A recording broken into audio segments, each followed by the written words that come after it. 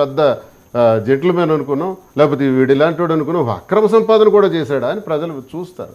అదేనా చేసి పెట్టండి. ఆయనకి తిట్టానని కేసా? పోసాని వంశీ హర్ష్తో ఒక్కసారిగా సైలెంట్ మోడ్కి వెళ్ళిందట వైసీపీ, నిజమా? వెళ్తే నేను ఎందుకు ఇలా మాట్లాడుతాను? మీది వదిలేయండి, ఇంక మీరు అన్నీ తెగించుకున్నారు. మీ వెర్షన్ కాదు, మిగతా చాలా ఉన్నాయి కదా వాయిస్లు. లేదు ఎందుకు సార్, జగన్ అన్న ఏమన్నారు? జగన్ అన్న ఎంత స్ట్రాంగ్గా మాట్లాడారు బడ్జెట్ గురించి. ఈ ఈ ఈ పద్ధతి తీసుకురాకండి, ఇదే విధానం అయితే పడ్డాం మళ్ళీ లేస్తాం, జాగ్రత్త అని కూడా చెప్పారు. అధికారులు కూడా చెప్పారు. ఏదో చెప్తున్నారు కదా ఇష్టానుసారం చేసేస్తే అది కుదరదు కూడా అని చెప్పారు. ఎక్కడున్నా సముద్రాల అవతల ఉన్నా తీసుకొస్తాం. పలకరించారు, హైదరాబాద్లోనే ఉన్నారు కదా మీరు, ఎక్కడే ఉన్నట్టున్నారు? వెళ్తాను ఉందా పరిచయం? ఉండడానికి ఉంది మా పార్టీకి సంబంధించిన.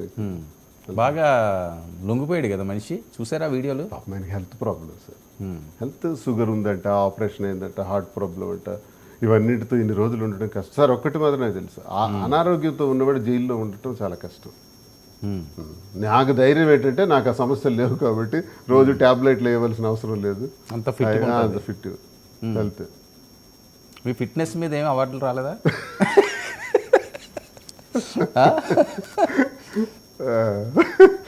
అది సార్, వర్మ గారు సంతోషంగా ఉంది.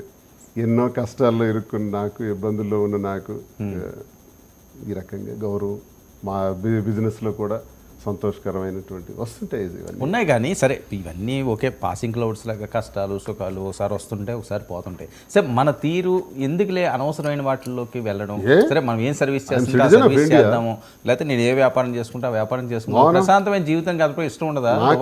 నేను కొంచెం ఇది ఉండటం, ఫైర్ బ్రాండ్ అని అంటారు కదా, అడగటమే నాకు ఇష్టం. అందుకే వచ్చానండి నేను ఫీల్డ్లోకి. ఎందుకు ఉండాలి?